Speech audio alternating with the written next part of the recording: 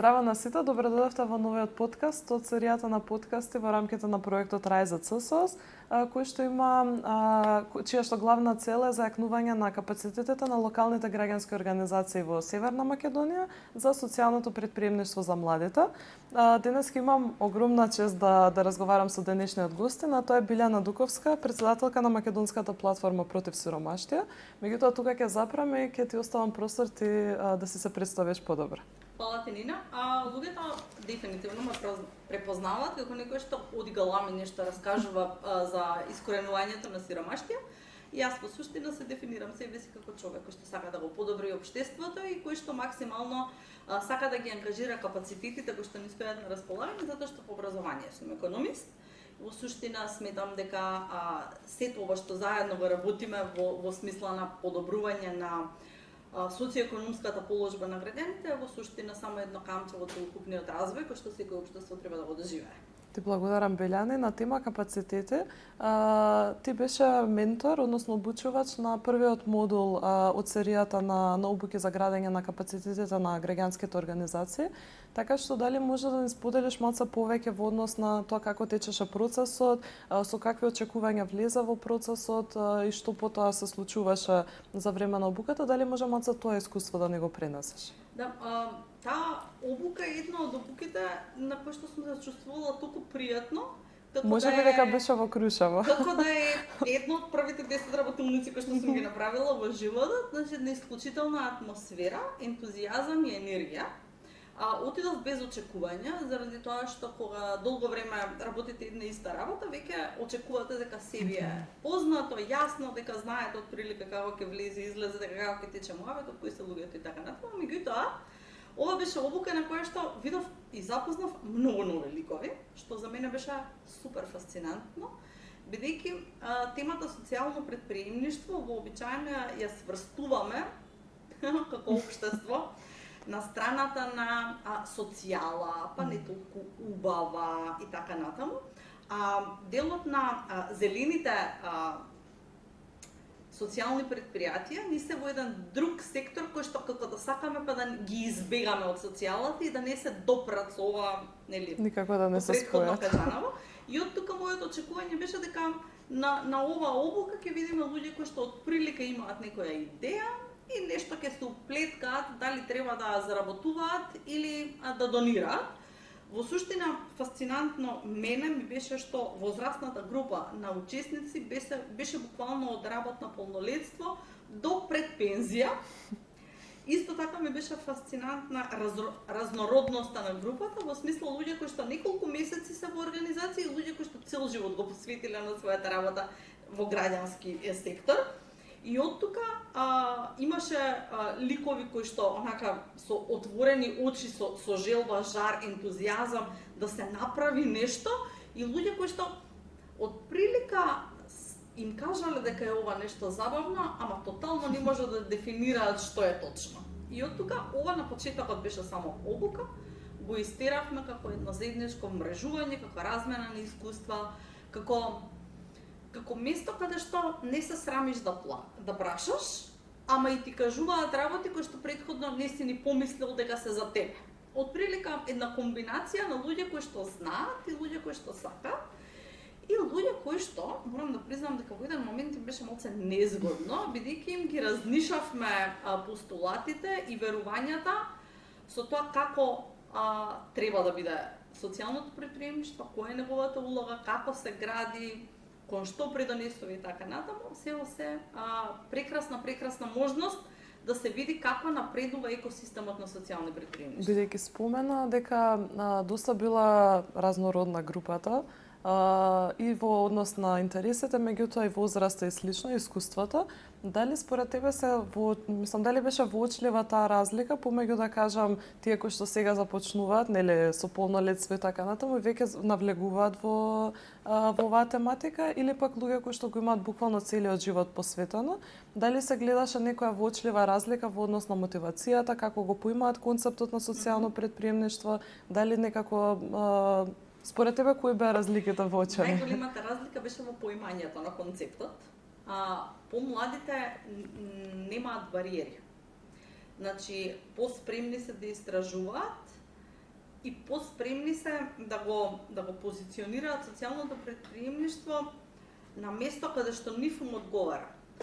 Може да биде насочено по-социјално или како што они го дефинираат по-општествено влијателно, но може да биде и по-профитабилно, во смисла не се плашат да за тоа што го работат добијат некаков надомест.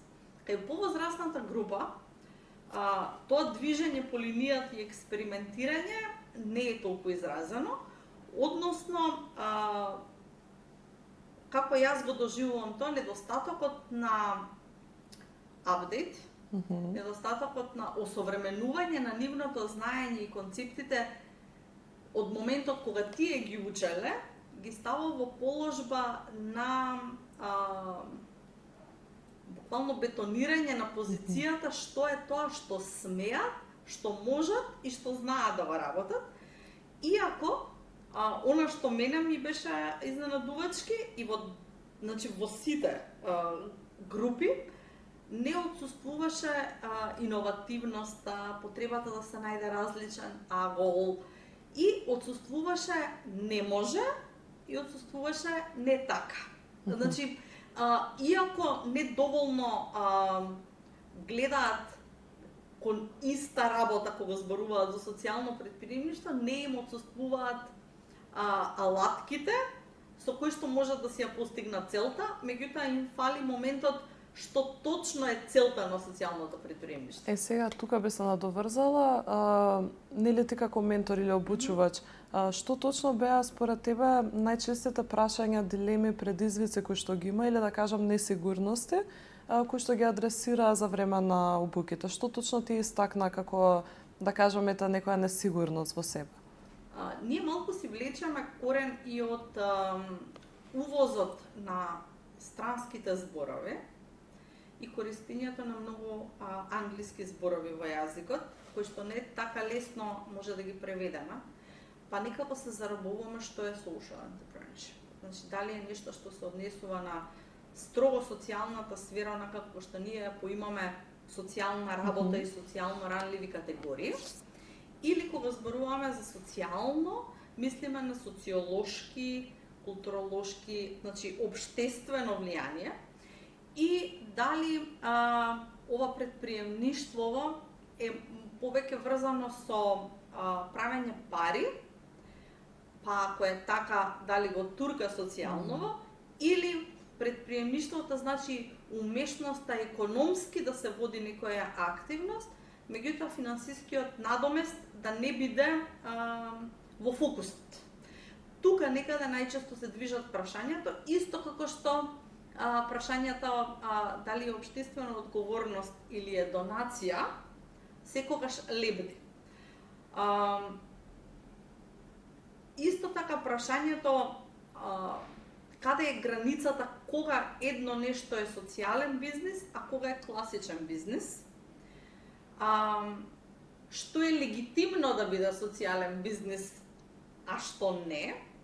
И делот на целосната структура внатре во предпријатието, односно поставеноста на работите да бидат етички, да бидат социјални и да бидат одржливи, многу често прави забуна дали декларирањето на производот како нешто од социјално предпријатие или живеењето на цело овој концепт на социјално предприемништво истин прави забуна. Значи, во суштина, само го покажува недостатокот на места каде што може да се стекнат со образование кое што би им било соодветно на она што сакаат да го постигнат. Ваквите обуки се буквално митбастинг, значи ги рушат бариерите и ги расчистуваат дилемите, меѓутоа и ги разбиваат митовите за нештата. Ние овдека конечно се разбравме дека кога зборуваме за социјално предприемништво, не секогаш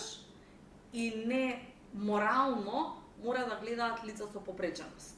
Тоа е една од целните групи за која што се однесува Меѓутоа не е нужно концептот, исклучиво. меѓутоа не е ниту централната, ниту единствената, ниту приоритетната. Да. Туку постојат повеќе концепти во кои што, нели, дали посовремени, дали по насочени кон животната среда, по насочени кон луѓето, насочени кон општото добро, насочени кон хуманитарната активност. Значи сето тоа, таа палета на можности представува најмногу им прави дилеми што во суштина Меѓутоа, треба дали да биде. сметаш дека евентуално сега малце по би се осврнала малце кон бидејќи јас сум правник по нели по занимање, меѓутоа дали мислиш дека со воведување на некои регулативи, нормативи, па дури закон за социјално претприемништво, дали мислиш дека ваквите прашања би можеле да се адресираат, за да нема веќе некои такви дилеми,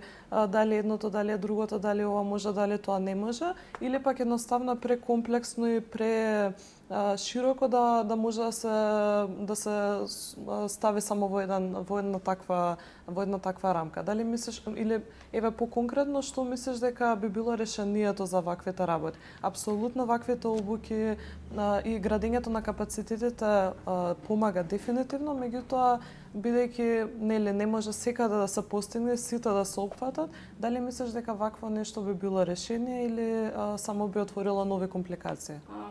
Мислам дека законските регулативи и правното формулирање повеќе се однесува на оние кои што ги водат бизнисите. Не мислам дека е нужно неопходно кога станува збор за иновативност и претприемништво, односно во делот на развој на идејата. Затоа што вие ако имате идеја и ако почнете да ја обликувате, вие во еден момент ќе бидете сосема сигурен дали сакате пари да направите од тоа, да се збогатите и да. Нели, си уживате во животот, или сакате да се посветите на хуманитарна активност, си зимам малку, останатото го давам затоа што верувам дека ќе ми се врати нели подобро. Или сосема некоја трета варијанта, значи ваша е одлуката дали вие сакате да се самовработите, само ангажирате и да бидете газда, или сакате да направите концепт кој што ќе вмрежува, ќе дава шанса, ќе овозможува и тоа закон не може да го регулира. Да. И постоечките закони го регулираат тоа. Значи во моментов е потребно да имаме ние некаква регулатива која што ќе го стави во формална рамка социјалното претприемништво, ама не заради да им помогне на луѓето кои што сакаат да се бават со тоа да се дефинираат, туку да им ја олесни работата и да им го подобри позиционирањето во вкупниот систем кој што ние го имаме. Вообичаено социјалните претприемништва, ако се оставени сами на себе и ако не се во рамка, можат да бидат дисквалификувани од големите бизнеси, значи доколку се стават на исто место под исти правила. Некогаш не можат да го добијат посебното внимание заради тоа дека се мали, ама прават многу големо општествено влијание. Значи, тука е потребна таа рамка за да ги поддржи, не за да им даде дополнително или да ги привилегира, туку нели еднаквоста се постигнува кога има исто ниво на можности. Од тука, ако ние сакаме да зборуваме за вработливоста на социјално ранливите категории, за кои што нели така почна целиот муавет, дека не се потребни нови форми на организации кои што ќе ги земат луѓето со помалку можности, помалку знаење, ограничени капацитети, да не останат нели надвор од системот и од структурите. И сега ако е така, тогаш вие не може да продавате компетитивност. Вие не може да зборувате за равноправен надпревар со голема компанија. Значи, ниту инвестициите, нити посветеното време, нити околината која што треба да создадете е еднаква со друг бизнес кој што да речеме инвестира во значителен технолошки развој внатре во компанијата, многу може брзо пари да направи. Од тука е важно тоа дефинирање и препознавање, ама не заради тесно обликување на концептот, туку заради поддршка на она што концептот му го нуди на општеството. Добро. Сега генерално би сакала да се осврнам на целиот екосистем. Како според тебе ти би го оценила моменталниот екосистем за социјално претприемништво во Македонија? Дали сметаш дека луѓето кои што, како што кажа, се одлучуваат да се бават со овие работи, дали има поволна средината и дали има доволна поддршка и да кажам што би се рекло нели ветар во грб за да се одлучат за вакво нешто и да почнат и да тераат со тоа? Знаеш како, тоа е многу субјективна оценка и зависи од тоа кого ќе прашаш и во кој бабл се наоѓа. Значи кој му е кругот. Ако имаш ти добар фит на Инстаграм и ги следиш сите социјални предприемништва што ти се во околината, тогаш можеш да добиеш превиден впечаток. Кажеме дека е супер, дека има многу публика, дека функционира, нема пречка, сите се стрекни нели за тоа функционира. И тоа на вистина на прв поглед е така. Ама доколку изанализираш колкава е куповната моќ на населението да инвестира во квалитетни производи произведени од социјалните претприемништва, во момент кога имаш бројки како што има, значи голема сиромаштија, голема невработеност, небезбедност, нестабилност економски и така натаму, гледаш дека не е баш така ситуацијата. Дополнително во однос на образованието, повторно имаме привилегирани групи со достап до многу информации и луѓе кои што па никогаш не слушнале за концептот. Можеби не им било од интерес, меѓутоа не толку лесно се доаѓа до знаење за социјално претприемништво. Можеби да прочиташ на интернет или да најдеш некоја литература во библиотека, меѓутоа не толку лесно можеш да влезеш во системот и да го следиш одвнатре. Значи зборам за пракса, зборам за можности. И сега дополнително на сето тоа, ние имаме еден систем кој што е малце поделен, тоа е на ниво на социјални услуги, кој што генерално е фокусиран на социјално ранливи категории. Меѓутоа е добра основа за развој на социјални претприемништва и многу често се поистоветува со социјалните претприемништва и го прави и тој е државно финансиран, за разлика од социјални претприемништва кои што никаде прво не се дефинирани, не се препознаени и не се финансирани, што повторно ги става во нерамноправна положба за навидум иста работа. Сега некако исто целата нерамномерност која што имаме во државата и во однос на развој, во однос на пристап и во однос на фондови, истото се осликува и кај социјалните претприемништва. Недостаток на инфраструктура, недостаток на можности за раст и развој, проектно финансирање, донаторско финансирање, краткорочно финансирање, па премерување дали е бизнес, дали не е бизнес, па дали е здружение, па дали не е здружение. Значи сето тоа многу му влијае на екосистемот и го прави да постои парцијално, меѓутоа не го заокружува, ниту го вмрежува за да може нели континуирано да му тече работата. Тоа може да биде обесхрабрувачки ако вие сериозно сакате да живеете од тоа. Затоа што денеска голем број од социјалните предпријатија кои што постојат во државата не се 100% функционални како мали бизнеси, да речеме, значи да можат да вработат персонал, па да се прошират, па да може да инвестираат. Вообичаено тоа се бизнеси кои што или семејно се работат, или се 1-2 човека, или се 1-2 човека па многу долго, значи отсуствува компонентата на раст, или пак се дополнителна работа на веќе постоечка работа, односно инвестицијата од немајкаде доаѓа од сопствениот чек. Баш тука ќе споменам само оценката на граѓанските организации која што беше спроведена во рамките на овој проект и баш истражувањето покажа дека организациите добро го разбираат концептот на социјалното претприемништво, меѓутоа имаат ограничено практично искуство и соработка со социјални претпријатија и дополнително многу имаат пониски капацитети во делот на човечки ресурси од одржливост, доколку ги погледнеме нели бројките, оценката за човечките ресурси беше 3,96 од 10, а финансиската одржливост 4,19 од 10. Така што колку мислиш дека ваквите предизвици влијаат врз самата одржливост на предпријатијата и дали можеби имаш некакво решение за ова?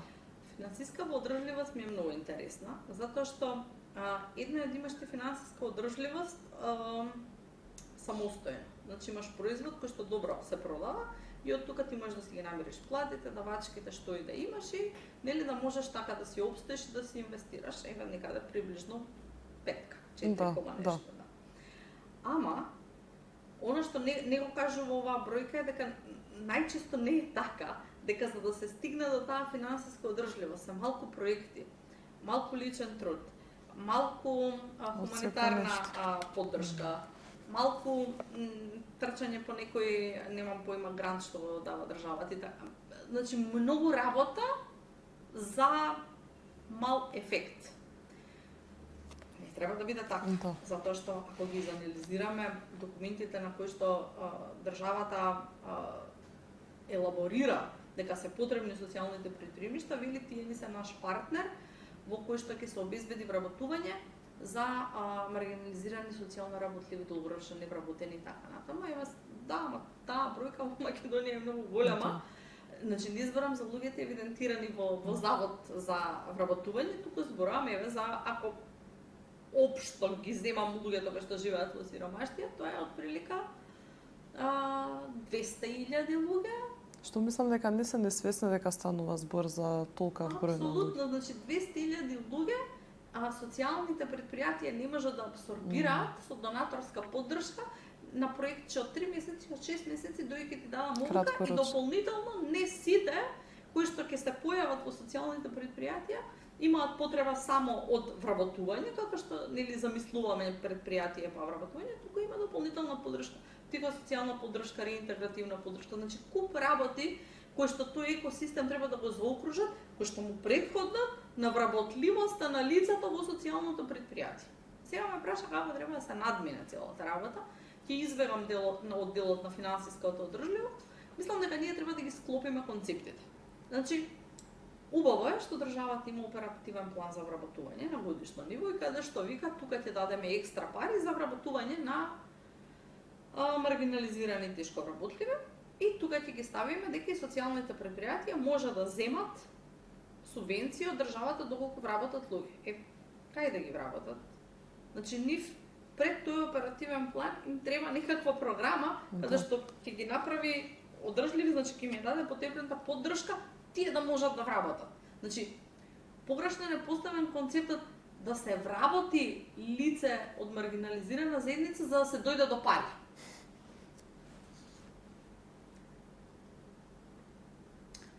Не може, значи, ние удривме на образование, ама образованието самостојно на ниво на информативно и едукативен процес не значи ништо.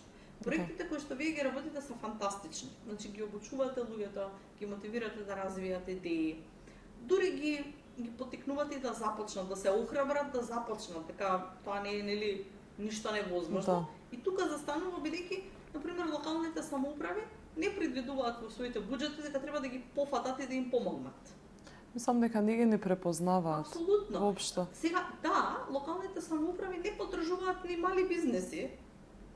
Има некои обуки за женско предприемништво, кои што се многу популарни последниот период. Демек, ајде ќе ги мотивирам, ама не е доволно да ги мотивирате луѓето. Значи, важно е во процесот да не ги оставите сами да си ја туркаат работата, зашто ако можеле сами, немале да дојдат помош да ви бараат. Нас тој не беше генералниот впечаток од проектот. Мислам, дури со работата и со локалните организации, меѓутоа и со нивните крајни корисници, и генералниот заклучок не само кај организациите, дури и кај младите, е дека на нив има потребна сериозна поддршка. Бидејќи за идеи секогаш нели ќе си ги направат идеите, ќе си ги обликуваат и сето тоа, дури подготвија и огромен број на бизнис канваси кои што се целосно подготвени за имплементација. Меѓутоа кога ќе дојде делот со actual implementation и обраќање до институции и слично, тука настанува да кажам Дури проблемот. да не им даваат пари и грантови како што вообичаено се очекува, треба да им дадат поддршка во инфраструктура. Дури е позначена им поинаквата поддршка, бидејќи баш на некој од претходните подкасти дел од младите кажа дека ќе го сределе делот со финансиската поддршка и ресурсите и се, меѓутоа основни работи како финансиско работење, сметководствено работење, и вика кога го имаме креативниот дел, ние апсолутно ќе си го спроведеме, меѓутоа тоа да биде паралелно и административно и финансиски подкрепено како што треба, тука се ева проблемот. Ние сме држава која што живее во трендови. Во еден момент беше тренд да се инвестира во хабови. Да. И се отвара хабови, во хабовите се здружува мали компании, ама и регионалните социјални центри. предпријатија. Да. И после тие стана неинтересни веќе, па престанавме да правиме хаб. Па после младински центри ќе отваравме. Добро. Младински центри, па младинските центри, социјални услуги за млади, не знам што, ништо. Сега нели се поттикнуваат граѓански неформални иницијативи и ангажираност во заедницата. Сега заедницата ни е фокусирана, па ништо. Значи, ако сакаме ние да најдеме решение, мораме да имаме континуитет прво. Да се разбереме што ќе правиме сега, па после, па за една година, па за 5 години. Јас знам дека локалните самоуправи редовно работат некакви стратешки документи, вклучително од младински стратегии до локални интегрирани развојни стратегии. Стратегија за женско предприемништво. Меѓутоа јас не знам, немам анализирано, овие самооценки и оценки и гласови нели на луѓето кои што сакаат да бидат социјални предприемници, каде се вклучени? Значи можеби не мора да бидат во буџетот вклучени, но треба да бидат некаде еве. Ако постои некаков центар да им помогне административно-финансиски, ако има некакво здружение на бизниси, ајде да видиме. Ако има механизам за поддршка да се искористи. Значи, ајде да видиме што е тоа што можеме меѓусебно да го споделиме, да го интегрираме, па и да го дополниме за да нели функционира подобро, пошто од она што ги слушав идеите на првата обука, во најголем дел младите актуализираа проблеми за кои што кога би имале функционални јавни предпријатија, веројатно не би се соочиле со нив. Сега, ако вие имате сила која што сака да ви помогне во спремувањето со проблемите на локално ниво, тогаш зошто ги гледате како непријател? Веројатно помалку ќе ве кошта да ги поддржите овие нашиве, отколку самостојно да започнете процес во кој што прво бирократија. Сега види. Да не биде дека јас па не разбирам до толку, дека само ги критикуваме. Дека не разбирам дека има партиски луѓе што треба да се работат, дека политиката треба да се спроведува согласно. Значи, сцената е јасна. Ама еве се обидувам да го тргнам на страна верувајќи дека сме напреднали, дека сме на ниво на општество кое што се базира на некакви вредности на напредок, развој и квалитетен живот секако. Многу имаше активности поврзани со хуман третман на кучиња, намалување на загадување, намалување на отпад. Значи, општествени проблеми кои што само навидом не се за во социјално предпријатие, а во суштина се ите како поддршка во локалната заедница, ама не. Ние пошто немаме закон, не може ништо да направиме. Не е точно, апсолутно не е точно. Тука ми е следното прашање. Колку сметаш дека е значено, бидејќи мислам веќе го одговоривме, меѓутоа малце подетално, колку сметаш дека е значена соработката на сите овие актери кои што ги споменавме во самиот екосистем? Бидејќи не се само нели социјалните предпријатија, локалните организации, младите, тука си локалните нели општините така натаму, останатите бизниси, приватниот сектор, институциите национални. Колку сметаш дека е значена поддршката меѓу сите овие за да се нели конечно почнат работите да функционираат? Јас повеќе би рекла дека станува збор за една координирана активност отколку поддршка. Мислам дека многу од работите се исклучуваат не затоа што имаат правна основа, туку заради тоа што не се правно обврзани.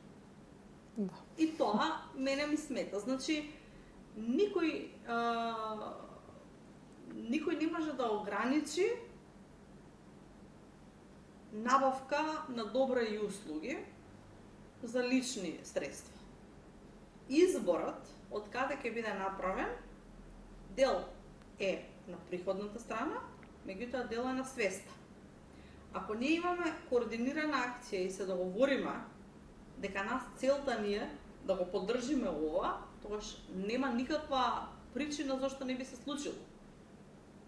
Во тој момент се изнаоѓаат решенијата и се ствараат поддршките. Дополнително, вака како што се сега поставени социјалните претприемништва, иако вие во неколку наврати покажувате дека постои нивна распространетост, постои не нивно постоење, туку веќе нивно етаблирање на мапата на бизнеси, сметам дека не е доволна вмреженоста кај социјалните претприемништва заради тоа што капацитетите им се многу расфрлани на разни полиња, не може да се фокусираат. Едноставно, ресурсите со кои што располагаат не им дозволуваат да работат и на застапување, представување, лобирање и така натаму.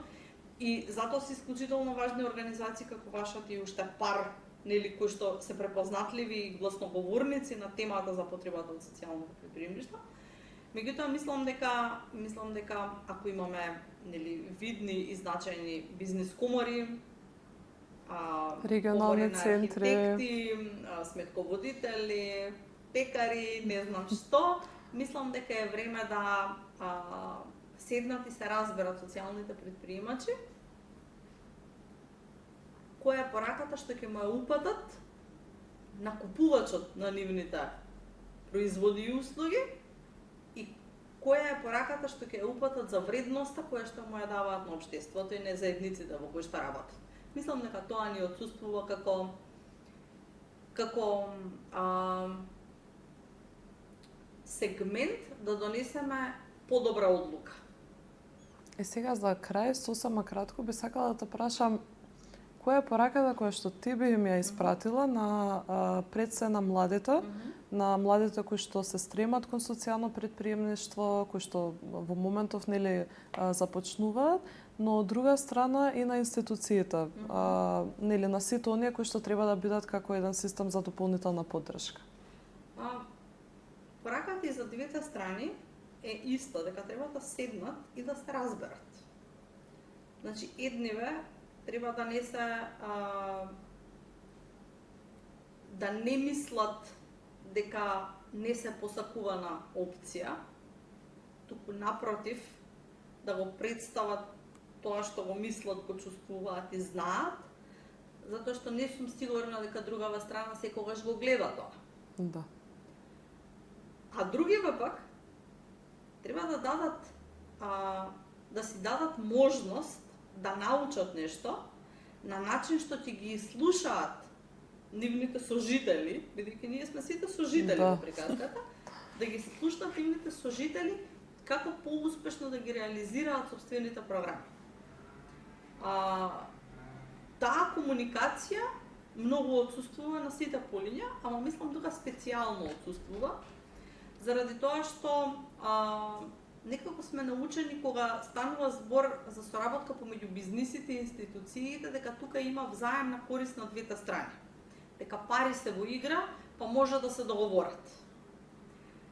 Мислам дека во оваа комуникација, наместо пари, зборот е вредност и дека они помеѓу себе може да разменат вредност која што ќе им донесе пари на двете страни. Парите не мислам дека се најважната работа за која што треба да се седне на маса да се зборува. Ни кажале многу пати дека пари има. Може би не на вистинското место, може би не во правите џебови. Меѓутоа тука се. Може би не таму што треба, ама пари има. Значи парите се секогаш најмалиот проблем. Нивната распределба, редистрибуција и позиционирање е поголемиот проблем и во овој случај мислам дека ако почнеме да зборуваме за вредности, што ќе добиеме ако се случи ова, што ќе добиеме ако се реализира тоа, колку може да си помогнеме едни на други, мислам дека парите ќе се појават во приказната многу повеќе отколку ако само зборуваме за пари. Пошто кога само се зборува за пари, парите завршуваат во нечии Никој не сака џебови. да седи више на масата. Тогаш завршуваат во некои џебови и тогаш на вистина парите ги нема. Мислам дека клучот е комуникацијата и не мислам дека е ова процес што се завршува, седнуваме, зборуваме, И па сме сега, завршиле и крај. работа. Тука е процес кој што допрва Се треба да трае. го градиме, сепак ние оваа приказна за социјално претприемништво ја копираме од земји кои што имаат подлабока историја. И она што заборавив да го кажам, исто мислам дека е многу важно, и може да биде во завршната порака, дека кога станува збор за социјалното претприемништво, најчесто не се почнува сега и не се почнува од нула, туку тоа се концепти кои што само се надградуваат И развиваат кои што се постојано. развиваат и кои што циркулираат во заедницата, бидејќи потекнуваат од заедницата и се однесуваат За во заедницата. заедницата. И затоа е многу важно да, кога зборуваме за социјални претприемништа, не ги гледаме како натурено нешто, како туку како изворно нешто, како нешто наше. И ако сите се гордееме, нели, со нашето од таму каде што сме, со нашата храна, со нашата облека, со нашата песна, со нашиот познат лик од околината, мислам дека таква вредност треба да им предодадеме на социјалните претприемништва, односно да се гордееме со нашето во средината која што прави добро за сите. Ти благодарам многу, Билјана, и се надевам дека оваа порака ќе успееме да ја испратиме сегде онаму како што треба.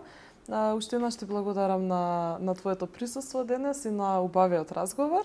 А вас ви благодарам што не гледавте и ве покануваме да ги погледнете другите подкасти и можеби да се инспирирате. Чао, чао!